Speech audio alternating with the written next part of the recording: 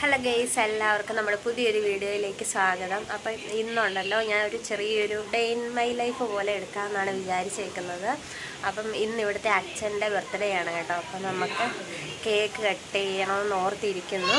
അപ്പം ചേച്ചിമാർ രണ്ടുപേരും വരാമെന്നൊക്കെ പറഞ്ഞിട്ടുണ്ട്. അപ്പം നമുക്ക് ചെറുതായിട്ടൊരു സദ്യയൊക്കെ ഉണ്ടാക്കി എല്ലാവരും കൂടെ വീട്ടിൽ ഉള്ള ഒരു ദിവസം എല്ലാവരും കൂടെ ഒത്തുചേരുമ്പോൾ ഉള്ളൊരു ഇതിന് വേണ്ടി നമ്മൾ ചെറുതായിട്ടൊരു കേക്ക് കട്ടിങ്ങും ഒക്കെ പ്ലാൻ ചെയ്തിട്ടുണ്ട്. അപ്പോൾ നമ്മൾ ഒരുപാട് വലിയ ആഘോഷങ്ങളൊന്നുമില്ല, കാരണം നമ്മുടെ വയനാട്ടിലെ ദുരന്തം നമ്മൾക്ക് എല്ലാവർക്കും അറിയാവുന്നതാണ്. അപ്പോൾ നമ്മൾ ക്യാമ്പിൽ കഴിയുന്നവരും വീടും സ്ഥലവും കൂടെയുള്ളവരും എല്ലാം നഷ്ടപ്പെട്ടവർ നമ്മുടെ മുന്നിലുണ്ട്. അപ്പോൾ നമ്മൾ ഒരുപാട് അങ്ങ് അഹങ്കരിച്ച് ഒരുപാട് ആഘോഷങ്ങളോ കാര്യങ്ങളോ ഒന്നുമില്ല. നമ്മളും അവരുടെ ആ ദുഃഖത്തിൽ പങ്കുചേരുന്നുണ്ട് കേട്ടോ. അപ്പം എല്ലാവരും അവർക്ക് വേണ്ടി പ്രാർത്ഥിക്കുന്നുണ്ട്. നമ്മളെ കൊണ്ട് സഹായിക്കാൻ പറ്റുന്ന കാര്യങ്ങളൊക്കെ നമ്മൾ സഹായിച്ചു കൊടുക്കണം. അപ്പം ചെറിയൊരു വ്ളോഗ് പോലെ എടുക്കാമെന്നാണ് വിചാരിച്ചിരിക്കുന്നത്. എന്നെ സപ്പോർട്ട് ചെയ്യുന്ന എല്ലാവർക്കും ഒരുപാട് താങ്ക്സ് ഉണ്ട് കേട്ടോ. പിന്നെ ചാനൽ ആദ്യമായിട്ട് കാണുന്ന കൂട്ടുകാരൊക്കെ ഓടിപ്പോയി സബ്സ്ക്രൈബ് ചെയ്യണം. എൻ്റെ വീഡിയോസൊക്കെ ഇഷ്ടപ്പെടുവാണെങ്കിൽ മാത്രം ചെയ്താൽ മതി. അതുപോലെ മുല്ലപ്പെരിയാർ പ്രശ്നത്തിൽ 2018 ഞാനൊരു 8 ദിവസം ക്യാമ്പിൽ കഴിഞ്ഞ ഒരു വ്യക്തിയാണ്. അപ്പോൾ എനിക്ക് നന്നായിട്ട് ക്യാമ്പിൽ കഴിയുന്നതിൻ്റെ വിഷമവും വീട്ടിൽ വെള്ളം കയറുമ്പോൾ ഉള്ള വിഷമവും ഒക്കെ എനിക്ക് നന്നായിട്ട് അറിയാവുന്നതാണ്. അപ്പം നമുക്ക് അവരുടെ കാര്യത്തിൽ എന്താണ് പറയാനുള്ളത്, അതൊക്കെ അനുഭവിക്കുന്നവർക്ക് മാത്രമേ അതിൻ്റെ വിഷമം മനസ്സിലാകത്തുള്ളൂ. അപ്പം നമ്മൾ വീഡിയോസിലും എല്ലാം ഇങ്ങനെ കാണുന്നുണ്ട്, അവർ കരയുന്നതും എല്ലാം കാണുന്നുണ്ട്. അപ്പം നമ്മൾ അവർക്ക് വേണ്ടി പ്രാർത്ഥിക്കുക, നല്ലൊരു വീട് അവർക്ക് കിട്ടട്ടെ. പിന്നെ ഒരുപാട് സഹായം ചെയ്യുന്നവരൊക്കെ ഉണ്ട്. നമ്മളെക്കൊണ്ട് പറ്റുന്ന സഹായം എല്ലാവരും ചെയ്യണം. പിന്നെ ഇതുപോലുള്ള ഇനി ഒരു ദുരന്തം വരാതിരിക്കാൻ വേണ്ടി എല്ലാവരും പ്രാർത്ഥിക്കണം കേട്ടോ. ഇനി എനിക്ക് ഏറ്റവും വലിയ പേടി എന്ന് പറഞ്ഞാൽ മുല്ലപ്പെരിയാറാണ്. അപ്പം അടുത്ത ദുരന്തം മുല്ലപ്പെരിയാറിനുണ്ടാവാതിരിക്കട്ടെ എന്ന് പ്രാർത്ഥിക്കുന്നു. അങ്ങനെയാണെങ്കിൽ എൻ്റെ വീടും എല്ലാം പോകും കേട്ടോ. അപ്പം അതൊക്കെ ഓർക്കുമ്പോൾ വിഷമമുണ്ട് കേട്ടോ. അപ്പം ഞാൻ മുല്ലപ്പെരിയാറിൻ്റെ കാര്യമൊക്കെ പറഞ്ഞില്ലേ. അപ്പം 2018 പ്രളയത്തിൻ്റെ ആ സമയമായപ്പോഴത്തേക്ക് അതിൻ്റെ അതായത് മുല്ലപ്പെരിയാർ തുറക്കുന്നതിൻ്റെയൊക്കെ തലേദിവസം 2 ദിവസം മുന്നേ ഇങ്ങനെ ഓരോ സ്ഥലത്തും ക്യാമ്പുകളൊക്കെ തുറക്കുന്നതും അതും ഇതുമൊക്കെ കണ്ട് ഒരു ദിവസം ഞാനും അച്ഛനും അമ്മയും കൂടെ ഇങ്ങനെ TV കണ്ടുകൊണ്ടിരിക്കുമായിരുന്നു കേട്ടോ. ഞാൻ വെറുതെ ഇങ്ങനെ പറയുന്നതാണ്, എനിക്കുണ്ടായ ഒരു കാര്യമാണ്. അപ്പം ഞാൻ നിങ്ങളോടും കൂടെ അത് ഷെയർ ചെയ്യാം. അപ്പം ഇങ്ങനെ TV കണ്ടുകൊണ്ടിരുന്നപ്പോൾ അച്ഛനിങ്ങനെ ന്യൂസ് ഉച്ചയ്ക്ക് വെച്ചുകൊണ്ടിരിക്കുകയാണ്. അപ്പം അതിൻ്റെ അകത്ത് ഇങ്ങനെ ക്യാമ്പിൽ കഴിയുന്നവർ ഫുഡിന് വേണ്ടി ക്യൂ നിൽക്കുവാണ് കേട്ടോ. എനിക്കിപ്പോഴും അത് പറയുമ്പോൾ ഭയങ്കര വിഷമമാണ്. അപ്പം ഫുഡിന് വേണ്ടി ഇങ്ങനെ ക്യൂ നിൽക്കുന്ന സമയം ഞാൻ എൻ്റെ അറിവില്ലായ്മ കൊണ്ടാണോ എന്താണെന്ന് അറിയത്തില്ല, ഇങ്ങനെ TV കണ്ടുകൊണ്ടിരിക്കുന്ന സമയം ഞാനിങ്ങനെ ഒരു കൊച്ച്, അതായത് എൻ്റെ ഏജുള്ള ഒരാൾ ഇങ്ങനെ പാത്രവും കൊണ്ട് രാവിലത്തെ ഫുഡ് മേടിക്കാനായിട്ട് ഇങ്ങനെ നിൽക്കുവാണ്. അന്നേരം ഞാൻ പറഞ്ഞു, എന്തൊരവസ്ഥയാണ്, നമുക്കൊന്നും ഈ അവസ്ഥ ഉണ്ടാവത്തില്ല എന്നൊക്കെ ഞാനിങ്ങനെ ഭയങ്കര എന്നാ പറയുന്നത് ഒരു അഹങ്കാരം പോലെ ഞാനിങ്ങനെ പറഞ്ഞു കേട്ടോ. അപ്പം അമ്മ പറഞ്ഞു, ഒത്തിരി അഹങ്കരിക്കരുത്, നമുക്കെപ്പോഴാണ് ഈ അവസ്ഥ വരുന്നതെന്ന് പറയാൻ പറ്റത്തില്ലല്ലോ.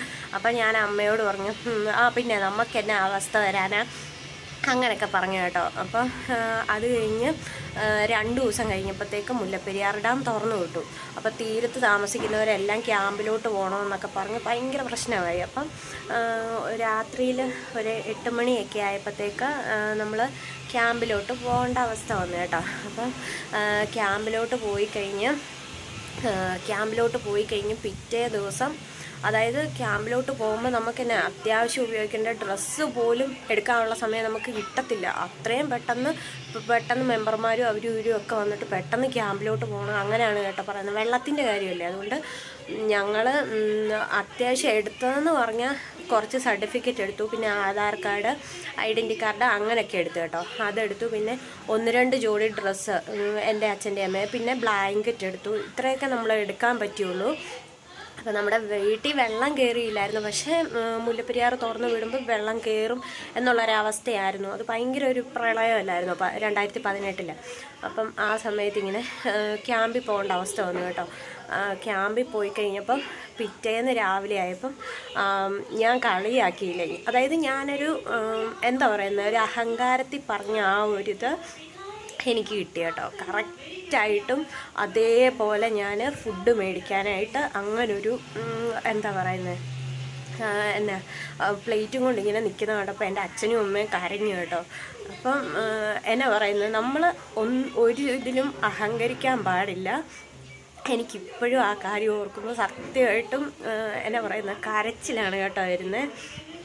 അപ്പം ഈ ക്യാമ്പിൽ കഴിയുന്നവരുടെ ഒന്നും അവസ്ഥ എന്നാ പറയുന്നത്, ഇങ്ങനെ കണ്ടുകൊണ്ട് നിൽക്കുന്നവർക്കൊന്നും അതൊന്നും ഒരിത് തോന്നുകയില്ല. അപ്പം നമ്മൾ അത് അനുഭവിച്ചു കഴിഞ്ഞാൽ മാത്രമേ അതിൻ്റെ വിഷമം മനസ്സിലാകത്തുള്ളൂ. അപ്പം എല്ലാവരും പ്രാർത്ഥിക്കുക, പിന്നെ അവരെ സഹായിക്കാൻ പറ്റുന്നവരൊക്കെ സഹായിക്കുക കേട്ടോ. അപ്പം അത്രയേ ഉള്ളൂ. അപ്പം ഗൈസ് ഞാൻ കരഞ്ഞു കുളവാക്കി. എന്താണെന്ന് വെച്ചാൽ ഞാൻ ഇതിൽ നിന്നും പറയുന്നത് എന്നാന്ന് വെച്ചാൽ ഉണ്ടല്ലോ, നമ്മൾ ഒരു കാര്യത്തിലും അഹങ്കരിക്കാൻ പാടില്ല. എന്തേരം പണം ഉണ്ടെങ്കിലും സ്വത്തുണ്ടെങ്കിലും ഒക്കെ ഉണ്ടല്ലോ, നമുക്ക് ഒരു ചെറിയൊരു തിരിച്ചടി മതി. അപ്പം എന്നാ പറയുന്നത്, ഉള്ള ആ ലൈഫിൽ നമ്മളെല്ലാവരും സന്തോഷത്തോടെയും ഒക്കെ ഇരിക്കുക, എല്ലാവരെയും ഒരുപോലൊക്കെ കണ്ട്.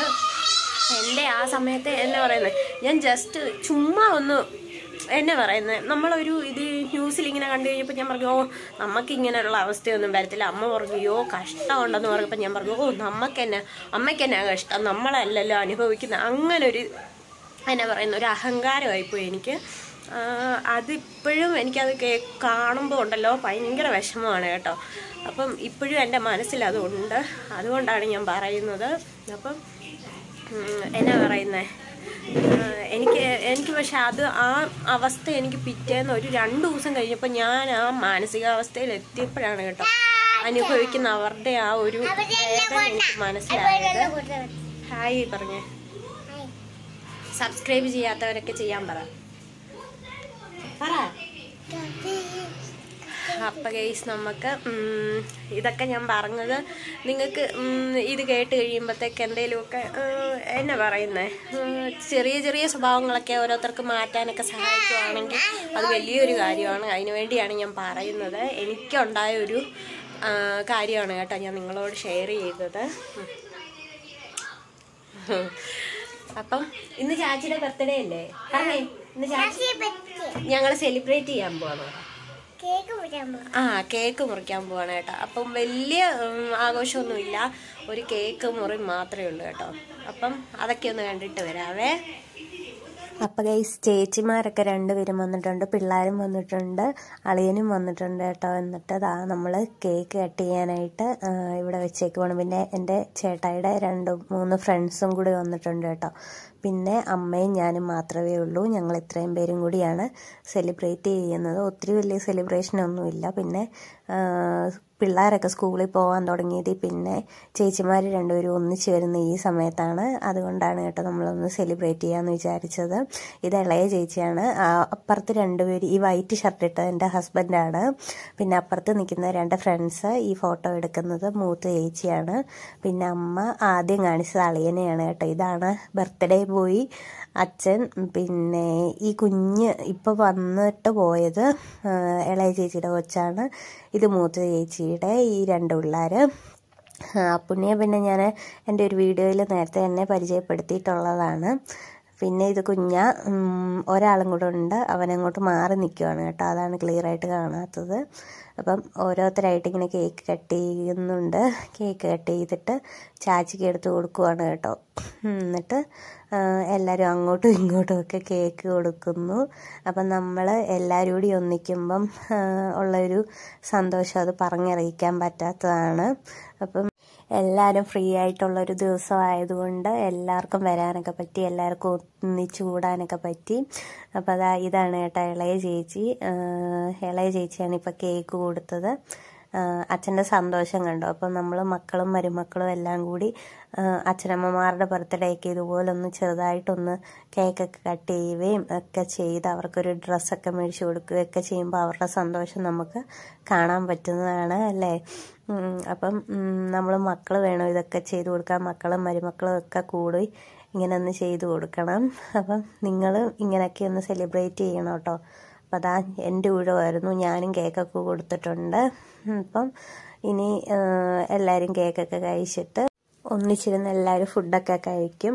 ഫുഡൊക്കെ കഴിച്ചിട്ട് പിന്നെ അമ്മ പായസം ഉണ്ടാക്കിയിട്ടുണ്ടായിരുന്നു കേട്ടോ. സേമിയ പായസമാണ് ഉണ്ടാക്കിയത്. ഇനി അടുത്ത ദിവസം തന്നെ കുഞ്ഞാപ്പൂവിൻ്റെ ബർത്ത്ഡേ ആണ്. അവന് 3 വയസ്സാവാൻ പോവുകയാണ് കേട്ടോ. അപ്പം അതുകൊണ്ട് അത് നമ്മൾ അടപ്രഥമൻ അന്നേരമാണ് കേട്ടോ വെക്കുന്നത്. ഇതാണ് ചേട്ടായി, അളിയനാണ് കേട്ടോ, മൂത്ത അളിയനാണ്. ഒരാളും കൂടി ഉണ്ട്, പുള്ളിക്കാരൻ വന്നില്ല, അവർക്ക് ഹോട്ടലുണ്ട് കേട്ടോ. അപ്പം കടയിൽ നല്ല തിരക്കുണ്ട്, അതുകൊണ്ട് അളിയൻ വന്നില്ല. അപ്പോൾ ഇതാണ് 2 ഫ്രണ്ട്സ് പുറകിൽ നിൽക്കുന്നവർ. പിന്നെ നമ്മൾ കേക്കൊക്കെ കൊടുത്ത് എല്ലാവരും അങ്ങോട്ടും ഇങ്ങോട്ടും ഫോട്ടോയൊക്കെ എടുത്ത് നല്ല രസമായിരുന്നു കേട്ടോ. അപ്പോൾ ഇതുപോലുള്ള സന്തോഷമൊക്കെ നിങ്ങൾക്കും ഉണ്ടെങ്കിൽ നിങ്ങളും ഒന്ന് കമൻറ്റ് ചെയ്യാനായിട്ട് മറന്നേക്കരുത്. ആദ്യം അച്ഛൻ മൂത്ത ചേച്ചിക്ക് കേക്ക് കൊടുത്തു, അതിനാണ് പിന്നെ രണ്ടാമത് ക്യൂ നിൽക്കുന്നത് കേക്ക് മേടിക്കാനായിട്ട്. അപ്പം എല്ലാവരും കൂടെ ഈ ദിവസം അടിച്ചു പൊളിച്ച് കേട്ടോ. അപ്പോൾ നമ്മൾ ഫുഡ് കഴിക്കാനായിട്ടിരിക്കുകയാണ്. ഞങ്ങൾ ചെറിയൊരു സദ്യയാണ് കേട്ടോ തയ്യാറാക്കിയത്. മോരുണ്ടായിരുന്നു, മീൻകറി തേങ്ങ അരച്ചതുണ്ടായിരുന്നു, അല്ലാതെ മുളകിട്ട് വെച്ചതുണ്ടായിരുന്നു, പിന്നെ അവിയലാണിത്, പിന്നെ പയറുമെഴുക്കുരട്ടി ഉണ്ടായിരുന്നു, പിന്നെ മോരുകറി, പിന്നെ പരിപ്പ് കറി ഉണ്ടായിരുന്നു കേട്ടോ. ഇത് പരിപ്പാണ്. അപ്പോൾ അത് ചോറും കൂട്ടി എല്ലാവരും കഴിക്കുവാണ്. പിന്നെ അച്ചാറൊക്കെ ഉണ്ടായിരുന്നു കേട്ടോ, മീൻ വറുത്തതും അച്ചാറും പപ്പടവും ഒക്കെ ഉണ്ടായിരുന്നു. എല്ലാവരും കൂടി ഇരുന്ന് കഴിക്കുവാണ്. ആദ്യം പുരുഷന്മാരെല്ലാം കൂടി ഇരുന്ന് കഴിക്കുവാണ്, അത് കഴിഞ്ഞാണ് കേട്ടോ ഞങ്ങളൊക്കെ കഴിച്ചത്. അപ്പോൾ അവരെല്ലാവരും കൂടി ഇരുന്ന് കഴിക്കുവാണ്. ചേച്ചി വിളമ്പിയൊക്കെ കൊടുക്കുന്നുണ്ട്. അപ്പം എല്ലാവർക്കും വീഡിയോ ഒക്കെ ഇഷ്ടപ്പെട്ടെന്ന് വിചാരിക്കുന്നു. അപ്പോൾ നമ്മൾ ചോറൊക്കെ കഴിക്കുകയാണ് കേട്ടോ. ഇനി അടുത്ത പരിപാടി എന്ന് വെച്ചാൽ എല്ലാവരും പായസം കുടിക്കും. പായസത്തിൻ്റെ പക്ഷേ വീഡിയോ എടുക്കാനായിട്ട് പറ്റിയില്ല എനിക്ക്. അത് ഞാൻ ശരിക്കും വിട്ടുപോയി കേട്ടോ. പായസം കുടിക്കുന്നതിൻ്റെയും പായസത്തിൻ്റെയും ഒന്നും വീഡിയോ എടുക്കാനായിട്ട് പറ്റിയില്ല. അപ്പോൾ അളിയനെ ഇവിടെ നിന്ന് തട്ടി വിടുവാണ് കേട്ടോ.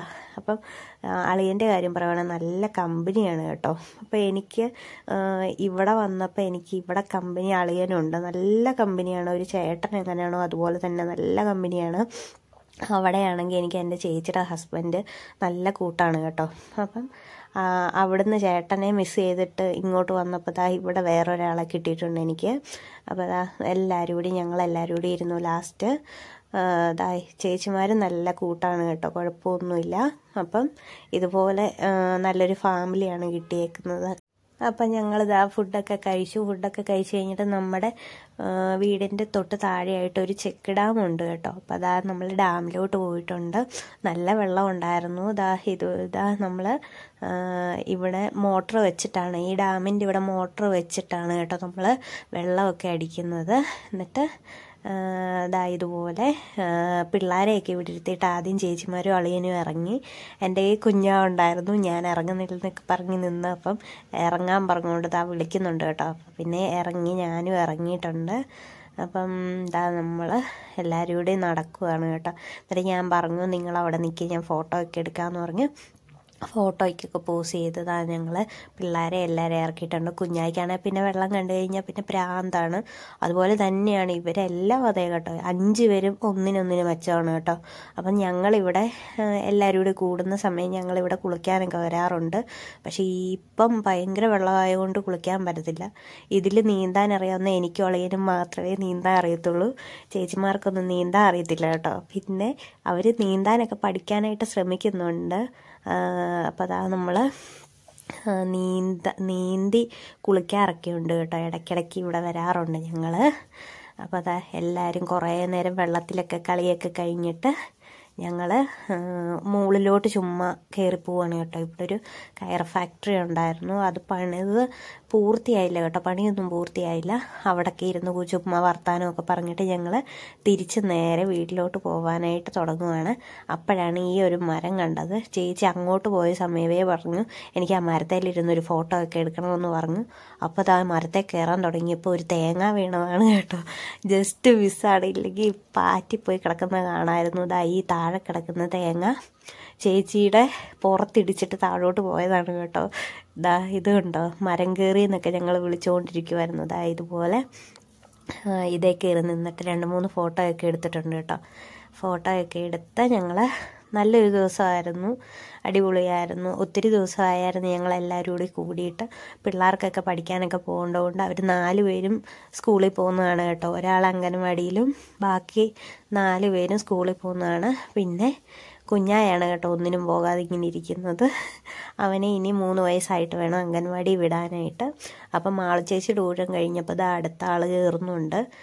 മരത്തെ കയറി ഫോട്ടോ എടുക്കാനായിട്ട് ഇങ്ങനെ നിൽക്കുകയാണ് കേട്ടോ. അളിയൻ്റെ കാര്യം പറയുവാണെങ്കിൽ ഞങ്ങൾ എന്ത് പറഞ്ഞാലും അതിന് സപ്പോർട്ടാണ് കേട്ടോ. എന്ത് പറഞ്ഞാലും ഞങ്ങളുടെ കൂടെ നിൽക്കും. നല്ലൊരു ബെസ്റ്റ് ഫ്രണ്ടാണ് കേട്ടോ. ഇതാ ചേച്ചി കയറിയിട്ടുണ്ട്. ഞങ്ങൾ പറഞ്ഞു ചേച്ചി മാളു ചേച്ചി കയറിയ പോലെയല്ല, ചേച്ചി കയറി ഒടിഞ്ഞു പോകുമെന്നൊക്കെ കമൻ്റ് അടിച്ച് ലാസ്റ്റ് പുള്ളിക്കാരി കയറി ഒടിഞ്ഞൊന്നും വീണില്ല. ഇതാ ഇതുപോലെ കയറി ഫോട്ടോ ഒക്കെ എടുത്തിട്ടുണ്ട് കേട്ടോ. അടുത്തത് ഞാനായിരുന്നു കയറേണ്ടത്. ഞാൻ കയറാനായിട്ട് എൻ്റെ ഈ ഇരിപ്പുണ്ടായിരുന്നു കേട്ടോ. അവനെ അളിയൻ്റെ അടുത്ത് കൊടുത്തിട്ടാണെങ്കിൽ അവൻ എൻ്റെ കയ്യിൽ നിന്ന് പോകത്തില്ലായിരുന്നു. അതുകൊണ്ട് എനിക്ക് അതിലൊന്നും കയറാനൊന്നും പറ്റിയില്ല.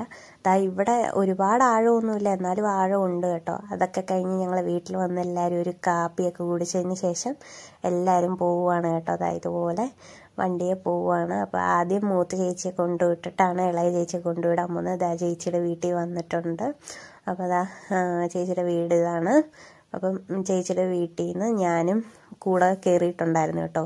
ഒരു വണ്ടിയിൽ കയറാവുന്ന അതിലും കൂടുതൽ ആൾക്കാർ ഞങ്ങൾ കയറി. അപ്പം ഇവിടെ മൂത്ത ചേച്ചിയുടെ വീട്ടിൽ വന്നിട്ടുണ്ട്. അപ്പോൾ കറ്റാർവാഴ മോഷ്ടിക്കുന്നതാണ് കേട്ടോ കാണുന്നത്. എന്നിട്ട് ഞങ്ങൾ 10-15 മിനിറ്റ് അവിടെ നിന്നിട്ട് ഇളയ ചേച്ചിയെ കൊണ്ടുവിട്ടതിന് ശേഷം വീട്ടിൽ വന്നിട്ടുണ്ട്. അപ്പോൾ അത്രയേ ഉള്ളൂ. Tata bye, see U.